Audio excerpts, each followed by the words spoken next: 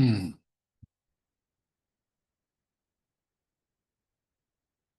ओम अज्ञानतिमिरन्धस्य ज्ञानाञ्जनशलाकया चक्षुरुन्मिलितं येन तस्मै श्रीगुरवे नमः। हरे कृष्णा। आप सभी का आज के इस मॉर्निंग प्रोग्राम में स्वागत है। आज हम एक बहुत सुंदर कहानी सुनेंगे और उस कहानी से हम एक बहुत गहरा तत्व समझने की कोशिश करेंगे। ये कहानी जो है अ, विष्णु पुराण, ये जो बहुत ही प्रामाणिक पुराण है हमारे 18 पुराणों में से, वो कैसे निर्माण हुआ उसकी पीछे कहानी है ये। इस कहानी की शुरुआत होती है वशिष्ठ मुनि से। वशिष्ठ मुनि के पुत्र थे शक्ति, और शक्ति के पुत्र थे पराशर मुनि, और पराशर मुनि के पुत्र थे वेद व्यास। अब सोचिए, एक वंश में कितने महान लोग जन्म लिए, एक के बाद एक। बताया जाता है कि पराशर मुनि जो है, दो महान हस्तियों के बीच में उनका जन्म हुआ। और पराशर मुनि ने ये विष्णु विष्णु पुराण को का रचना किया था। और उन्होंने वैदिक शास्त्रों के बहुत प्रामाणिक तत्वों को विष्णु पुराण से लिखा। लेकिन ये उन्होंने, पराशर मुनि ने विष्णु पुराण कैसे लिखा, उसके पीछे एक बहुत गहरा कहानी है। बताया जाता है कि पराशर मुनि के जो पिता थे, उनका नाम था शक्ति, जो वशिष्ठ के पुत्र थे।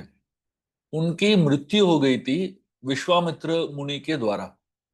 तो एक जमाने में विश्वामित्र मुनि और वशिष्ठ बहुत ही बड़े दुश्मन से, एक दूसरे के जान लेने की बहुत ही आतुर थे।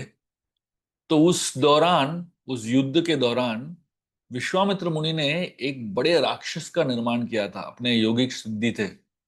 और उस राक्षस ने वशिष्ठ के सारे पुत्रों को मार दिया। और उनमें से एक पुत्र था शक्ति, जो पराशर मुनि के पिताजी थे। जब शक्ति का देहांत हुआ, तब पराशर मुनि बहुत ही छोटे थे उस समय। और उनके सारे दोस्त उनका मजाक उड़ाते थे कि आपके पिता ही नहीं है। और पराशर मुनि बहुत ही दुखी, बहुत ही पीड़ित थे कि उनके पिता ही नहीं है। तो वो हमेशा अपने दादा के पास जाते थे, वशिष्ठ मुनि के पास जाते थे, और पूछते रहते थे मेरे पिता कहाँ है, कौन है मेरे पिता। वो मतलब वो बहुत ही परेशान थे। और वशिष्ठ, उन्होंने पराशर को सच, सॉरी, या पराशर को सारे सच बता दिए। उन्होंने बता दिए कि शक्ति, आपके पिता, उनका मृत्यु हुआ है एक राक्षस के द्वारा, जिसको विश्वामित्र मुनि ने निर्माण किया। तो पराशर मुनि को बहुत गुस्सा गुस्सा आ गया कि मेरे पिता को एक राक्षस ने मार दिया। तो उन्होंने ये निश्चय किया कि सारे राक्षसों को मैं मार दूंगा, पूरे राक्षस वंश को ही खत्म कर दूंगा। तो उन्होंने ये सोचते हुए एक बहुत बड़ा यज्ञ का आयोजन किया, जिससे सारे राक्षसों का वध हो। तो जब यह यज्ञ की शुरुआत हुई, उस समय पुलत्स्य मुनि, जो रावण के पूर्वज थे, वो आ गए बीच में। और वो पराशर मुनि के पास आ गए। और पुलत्स्य मुनि ने पराशर मुनि को कहा कि आप अपने जो ग्रैंडसन है, उसको रोकिए, पराशर को रोकिए। सारे राक्षसों को वो विनाश कर देगा। तो राक्षस वंश का ध्वंस होने के बाद जो है, ये पृथ्वी का जो संक्रमण है वो बिगड़ जाएगा। इस दुनिया में हर व्यक्ति, हर प्रकार का व्यक्ति होना ही चाहिए। जैसे जंगलों में शेर और सिंह नहीं हुआ, और जंगलों में वो शेर सिंह नहीं हुआ, तो संतुलन बिगड़ जाता है। वैसे ही अम, इस दुनिया में सांप ही नहीं है, तो इतने चूहे बन जाएंगे। तो भगवान ने जो भी बनाया है, जो भी सृष्टि में निर्माण किया है, उसके पीछे एक राज है, उसके पीछे एक बैलेंस का महत्व है।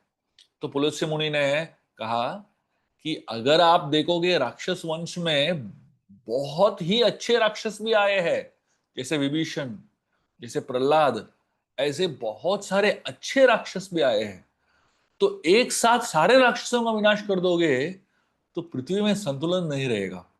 तो पराशर मुनि ने ध्यान से सुना, और पराशर मुनि सुनने के बाद जो है पुलत्स्य मुनि की बात मान ली, और उन्होंने ये वो यज्ञ को रोक दिया। और जैसे ही पुलत्स्य मुनि ने देखा कि ये मान गए हैं और यज्ञ को रोक दिए हैं, पुलत्स्य मुनि बहुत खुश हो गए पराशर मुनि से। और उसके बाद उन्होंने आशीर्वाद दिया पराशर मुनि को कि आपको तीन तत्व का पूरा ज्ञान मिल जाएगा, अचित, चित और ईश्वर। अचित मतलब इस दुनिया में जो अ, जीवित चीज नहीं है उसको अचित बोलते हैं, जैसे पत्थर हो या कोई मिट्टी हो, ये सब जो है अचित चीजें हैं। तो पूरे सारे अचित चीजों का ज्ञान आपको मिल जाएगा। और उसके अलावा चित्त, चित्त मतलब जो जिसमें जीवन है, जिसमें प्राण है, उसको चित्त बोलते हैं। तो उसके बारे में भी आपको ज्ञान मिलेगा। और तीसरा है ईश्वर, जो भगवान दोनों चित्त और अचित्त को नियंत्रण करते हैं, वो है ईश्वर।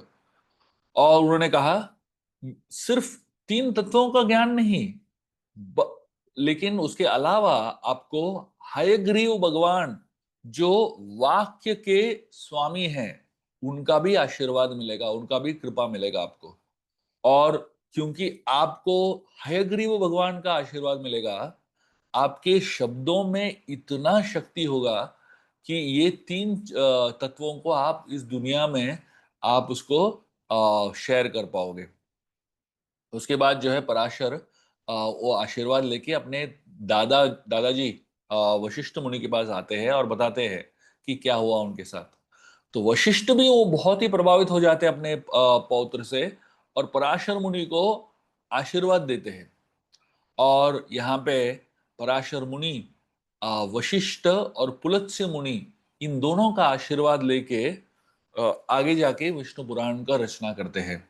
और वही विष्णु पुराण जिसको पराशर मुनि ने रचना की, उसको वेद व्यास जो है लिख देते हैं।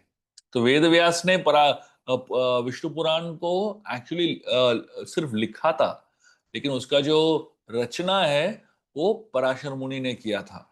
तो पराशर मुनि का जो ज्ञान है वो इतना पावरफुल, इतना शक्तिशाली ज्ञान है, क्योंकि वो ज्ञान जो है स्वयं हयग्रीव भगवान के कृपा से आया है।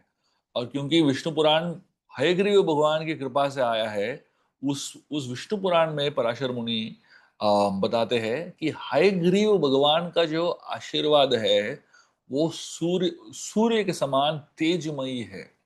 और ये आशीर्वाद के साथ पराशर मुनि ने क्योंकि ये रचना की, तो ये रचना में बहुत शक्ति है। बताया जाता है कि भगवान हयग्रीव, उनको उनका एक और नाम है गोपति। गोपति मतलब क्या है? जो संस्कृत में गो शब्द जो है उसके बहुत मीनिंग्स है, बहुत सारे उसके उसके पीछे जो यू नो क्या बोलते हो एग्जाम्पल्स और अंडरस्टैंडिंग है। गो का एक एक मतलब है गाय, जो साधारण तरीके से हम लोग इसका प्रमाण करते हैं।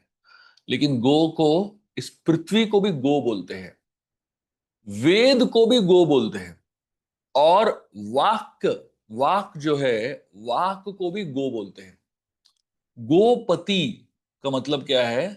जो वाक के स्वामी हैं, उनको, वो हयग्रीव भगवान को गोपति बोलते हैं, जो वाक के स्वामी हैं। तो यहाँ पे गो का मतलब है वाक शक्ति बेसिकली। तो अगर हमको अपने वाक शक्ति में प्रमाण लेके आना है, अपने वाक शक्ति में कोई भी आप भाषा बोलते हो, कोई भी आप वाक्यों का शब्द प्रमाण करते हो, कोई भी भाषा में, चाहे कोंकणी में बोल रहे हो, चाहे मराठी में बोल रहे हो, चाहे हिंदी में, चाहे इंग्लिश में, चाहे कोई भी भाषा में आप बात कर रहे हो, उस वाक शक्ति को आपको बहुत प्रामाणिक बनाना है। तो हमें हयग्रीव भगवान का आशीर्वाद चाहिए, क्योंकि उनका नाम ही गोपति है।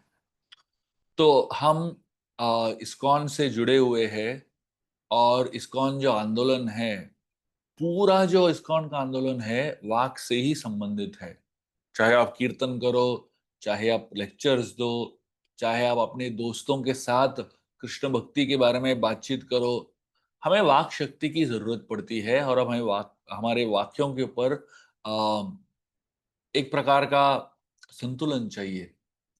तो हर रोज अगर हम हयग्रीव भगवान को याद करेंगे और हयग्रीव भगवान की आशीर्वाद लेंगे, तो हमारे वाक्यों में एक प्रामाणिकता आएगी और हम बहुत बार अपने सगे संबंधियों के साथ, दोस्तों के साथ कृष्ण कॉन्शियसनेस बांटने की कोशिश करते हैं।